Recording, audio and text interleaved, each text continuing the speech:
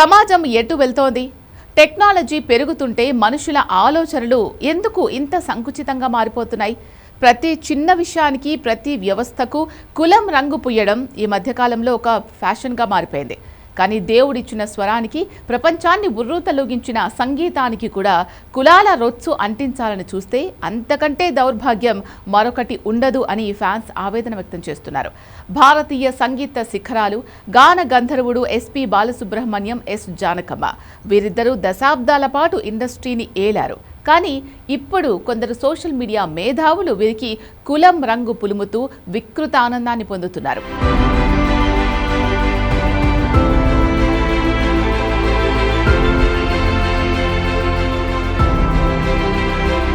ఇటీవల కాలంలో Facebook, Twitter, YouTube comment సెక్షన్స్లో ఒక వింతైన అభ్యంతరకరమైన ప్రచారం జరుగుతోంది. ఎస్పీ బాలసుబ్రహ్మణ్యం, ఎస్ జానకి వీరంతా ఒక నిర్దిష్టమైన కులానికి చెందినవారు కాబట్టే ఇండస్ట్రీలో అంతకాలం నిలబడ్డారని, వారు వేరే కులాల వాళ్లను పైకి రానివ్వకుండా తొక్కేశారని కొందరు కామెంట్స్ పెడుతున్నారు. వాళ్ల గ్రూపిజం వల్లే మిగతా గాయని గాయకులకు అవకాశాలు రాలేదు అంటూ అడ్డగోలు సిద్ధాంతాలు లేవనెత్తుతున్నారు. ఎలాంటి ఆధారాలు లేని ఇలాంటి వాదనలు చూస్తుంటే మేధావులకే కాదు, సామాన్య సంగీత ప్రియులకు కూడా ఒళ్ళు మండుతోంది. ప్రతిభతో గెలిచిన మహానుభావుల మీద ఇలాంటి బురద జల్లడం ఎంతవరకు న్యాయం అంటూ ఫ్యాన్స్ నుంచి ప్రశ్నలు వినపడుతున్నాయి. సినిమా ఇండస్ట్రీ అనేది ఒక వ్యాపారం. ఇక్కడ వందల కోట్లు పెట్టుబడి పెట్టే నిర్మాతకు సినిమాను హిట్ చేయాలనుకునే దర్శకుడికి కావాల్సింది హిట్ పాట, అంతేగాని పాడేవాడి కులం కాదు. ఎస్పీ బాలసుబ్రహ్మణ్యం రోజుకు 17 నుంచి 20 పాటలు రికార్డ్ చేసిన రోజులున్నాయి. ఎందుకు? ఆయన వాయిస్లో ఆ మ్యాజిక్ ఉంది. ఆయన పాడితే సినిమాకు క్రేజ్ వస్తుంది కాబట్టి. దర్శకేంద్రుడు రాఘవేంద్రరావు, విద్యాసాగర్, ఇళయరాజా, ఏఆర్ రెహమాన్ లాంటి దిగ్గజాలు కేవలం కులాన్ని చూసి వీళ్లకు అవకాశాలు ఇచ్చారా అనే ప్రశ్న వినపడుతోంది. సంగీత దర్శకుడు కోటి, రాజ్ లాంటి ఎందరో వేర్వేరు సామాజిక వర్గాల నుంచి వచ్చిన వారే. వాళ్ళెవరూ కులాన్ని చూసి ఎస్పీబీని కానీ జానకమ్మను కానీ ఎంచుకోలేదు. కేవలం వాళ్ళ గొంతులో ఉన్న దైవికమైన ప్రతిభను చూసి మాత్రమే ఎంచుకున్నారు. ఎస్పీబీ, జానకి వేరే వాళ్లను రానివ్వలేదు అనే వాదన ఎంత పెద్ద అబద్ధమో చరిత్ర చెప్తుందని పరిశీలకులు కామెంట్ చేస్తున్నారు. నిజానికి ఎస్పీ బాలసుబ్రహ్మణ్యం ఎందరో కొత్త గాయని గాయకులను ఇండస్ట్రీకి పరిచయం చేశారు, ప్రోత్సహించారు. మను, చిత్ర, శారద, వందే మాతరం శ్రీనివాస్ ఇలా ఎందరో గాయకులు ఆయన హయాంలోనే స్టార్స్ అయ్యారు.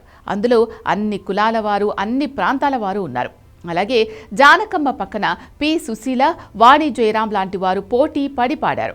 ఎవరి ప్రతిభ ఉన్నంతకాలం వారు రాణించారు తప్ప ఇక్కడ ఎవరూ ఎవరిని తొక్కేయలేదు. ఒకవేళ తొక్కేయడమే నిజమైతే కేజే యేసుదాస్ భిన్నమైన నేపథ్యం నుంచి వచ్చి గాన గంధర్వుడిగా ఎలా ఎదిగారు?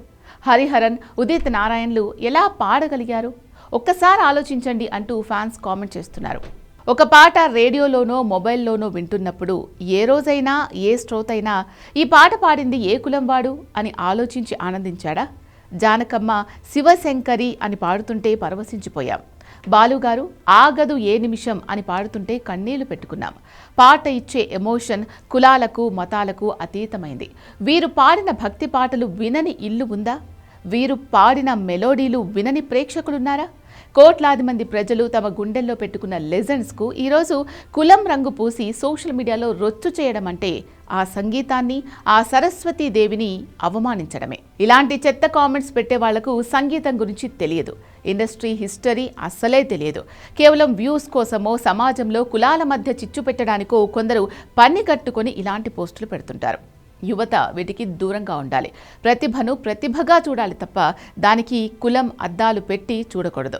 కళాకారులకు కులం లేదు, వారి కులం సంగీతం, వారి మతం గానం అంటూ ఫ్యాన్స్ కౌంటర్లు ఇస్తున్నారు. చివరిగా ఎస్పీబీ, జానకమ్మలు సృష్టించిన అమరగాన సామ్రాజ్యాన్ని ఇలాంటి పిచ్చి కామెంట్లు ఎప్పటికీ కలుషితం చేయలేవు. వారి పాటలు తరతరాలు వర్ధిల్లుతూనే ఉంటాయి.